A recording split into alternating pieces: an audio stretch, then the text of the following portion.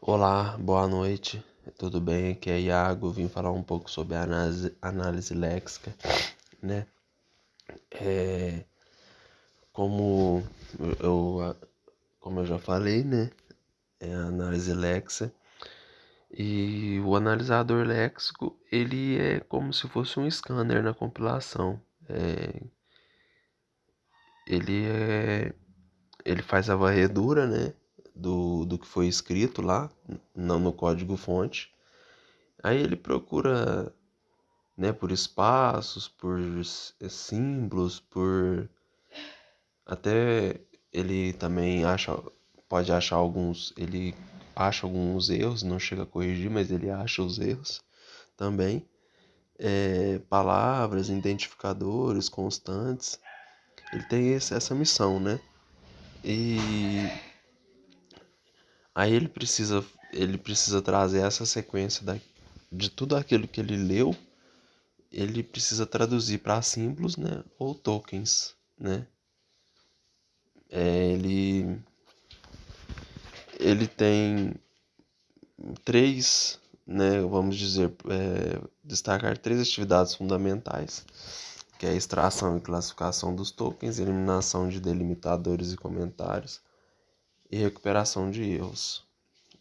O primeiro estado da análise. O primeiro estado da análise. A primeira etapa ela lê a entrada de caracteres, um de cada vez, mudando o estado em que os caracteres se encontram. Quando o analisador encontra um caractere que ele não identifica como correto, ele o chama de estado morto. Então ele volta à última análise que foi aceita e assim tem o tipo e o comprimento do léxico válido. Aí tem o segundo estado. Nessa etapa são repassados os caracteres do léxico para produzir um valor. O tipo do léxico combinado com seu valor é o que adequadamente constitui um símbolo, que pode ser dado a um parser. Alguns símbolos, tais como parênteses, não têm valores, então a função da análise pode retornar nada. Ou seja, né, onde que o scanner passa, ele passar por algum símbolo, esse símbolo pode retornar nada, mesmo tendo algum símbolo, porque esse símbolo não faz diferença nenhuma para aquele compilador. As desvantagens da análise léxica são o tratamento de dados em branco, formato fixo de entrada e a inexistência de palavras reservadas em determinadas linguagens. A implementação de um analisador léxico requer uma descrição de autômato, que reconhece a sentença da gramática ou expressão regular de interesses com os seguintes procedimentos auxiliares, né? Ou seja, na hora de implementar, tem que saber um pouco sobre autômato, né? Reconhecer as sentenças gramaticais, né? Que são autômatos finitos, autômatos infinitos, finito determinístico, finito indeterminístico, as expressões regulares de interesse, de interesse com os seguintes, né? Que no caso aqui é os procedimentos auxiliares.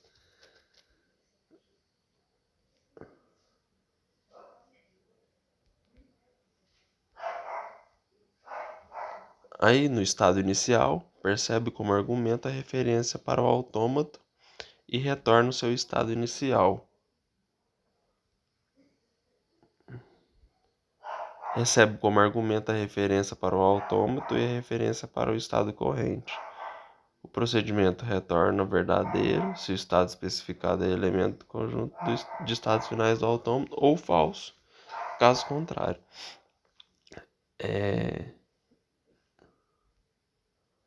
Aí ele vai para o próximo estado. Isso que ele está falando é um pouco da definição de autômato, né? Essa coisa de estado.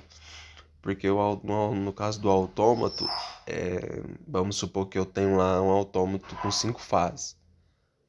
Aí eu só passo para a próxima fase se ela corresponder a aquela exigência ali da fase que eu tô. Então, mais ou menos assim que funciona o autômato. E no caso aqui também, a análise léxica, ela tem essa parte, né? Que fala que funciona como um autômato, que faz parte da análise léxica também, o caso do estado de autômatos.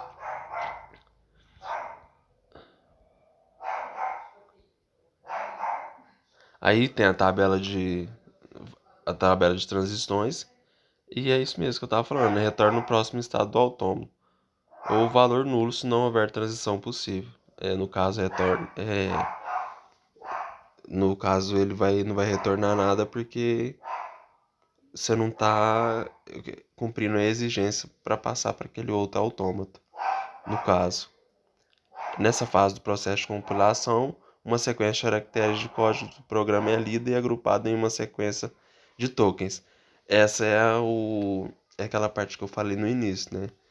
Que a análise léxica ela faz toda aquela varredura do código-fonte, né? Das palavras, de tudo. E ela pega tudo aquilo que eu acho que vai servir para o compilador, né? Que é válido pelo código-fonte, e transforma em tokens, né?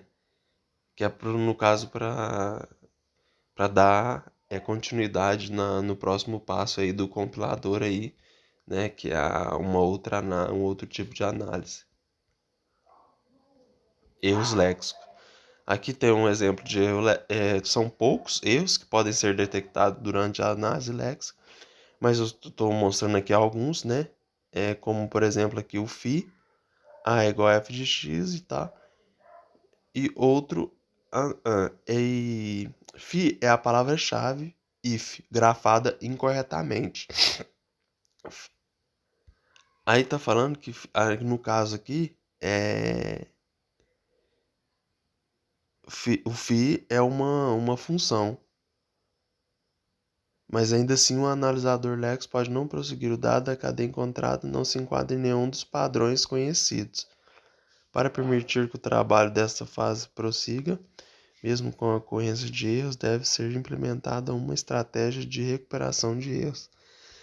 Aí tá vendo? Mesmo que o FI tenha a mesma função do if, talvez o analisador léxico ele não vai entender, né? E aí tem que entrar em uma outra fase aqui da análise léxica, que é a recuperação de erro, né? Para que ele entenda o FI como um comando, né? E no caso aqui, talvez o analisador léxico não vai entender o FI como um comando. A recuperação de erros, né?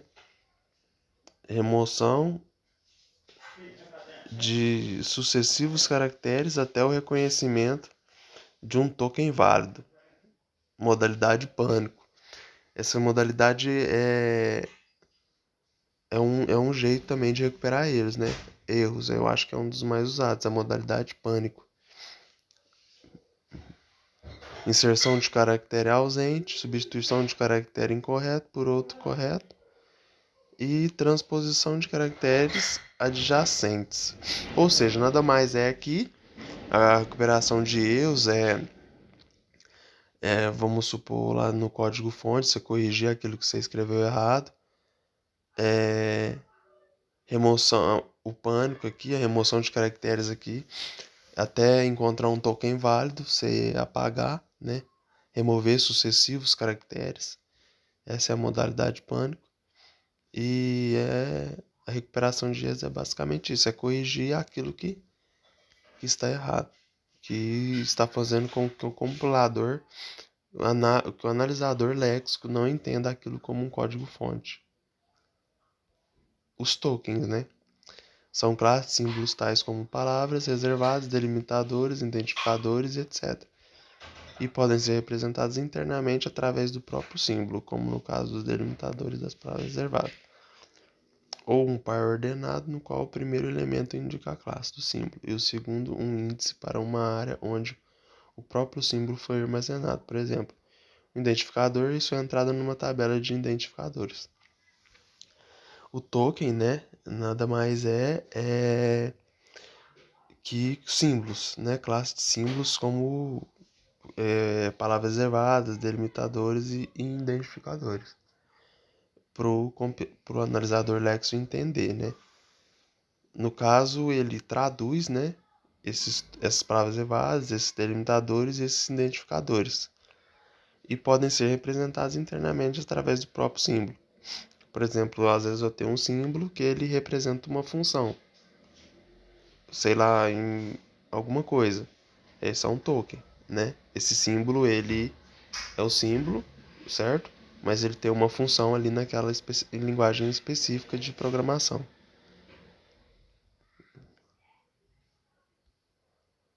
Aí temos aqui classe do token, representa o tipo do token, o valor do token. Depende da classe, pode ser dividido em dois grupos, tokens simples e tokens com argumento. Posição do token, indica o local, fonte, linha, coluna onde ocorreu. Token simples não tem um valor associado, por exemplo, como as palavras reservadas. Tokens com argumento possuem um valor associado, por exemplo, como identificadores e as constantes, as classes e as constantes. As classes para palavras reservadas constituem abreviações dessas, não sendo necessário passar seus valores para o analisador sintático. É usual que os compiladores representem a classe de um token por um número inteiro para tomar a representação mais compactada.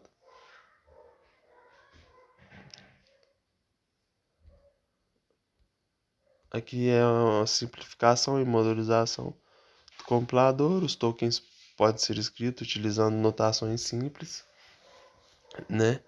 E os reconhecedores a partir da descrição de tokens através da gramática regular, expressões regulares ou autômatos finitos. Mais uma vez, o autômato pode ser também uma forma de reconhecer os tokens. É o autômato que é muito importante entender um pouco sobre autômato para poder seguir em frente nesse componente aí de compiladores.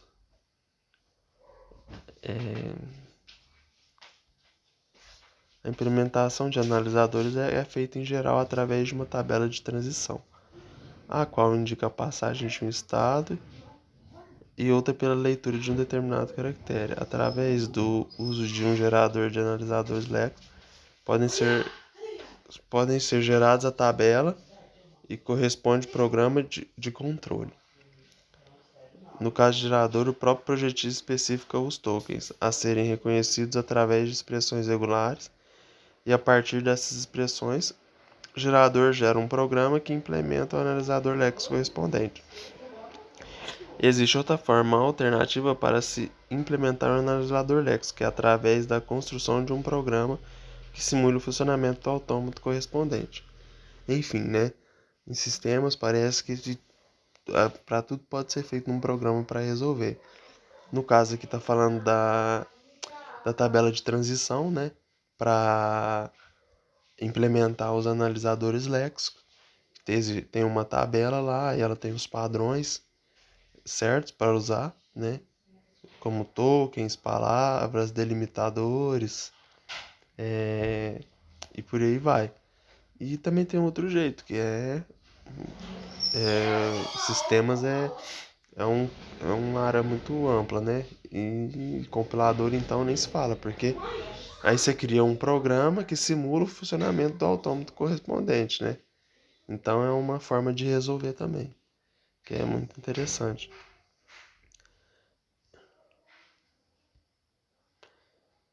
Aí, né, temos as listas lineares, é o mecanismo mais simples, mas seu desempenho é pobre quando o número de consultas é elevado. Árvores binárias, que é uma divisão binária no caso lá não não estou muito por dentro dessa coisa de árvores binárias, mas é um campo mais amplo como aqui no caso das listas lineares, seu desempenho é pobre quando o número é elevado de consulta. No caso das árvores, é um campo bem mais amplo aí, dá para ter um desempenho bem melhor aí no caso das consultas. Tabela hash tem menor desempenho, mas exige mais memória e esforço de programação. Então, melhor desempenho, mas também, né, exige mais memória e esforço de programação. Então é isso, né? Falar um pouquinho sobre a análise léxica, que pelo que eu entendi é um scanner, né? Ela tem o trabalho de ali, você captura ali todos os caracteres ali do código-fonte, encontra os erros, se possível recupera os erros, no caso corrige os erros, né? E é isso.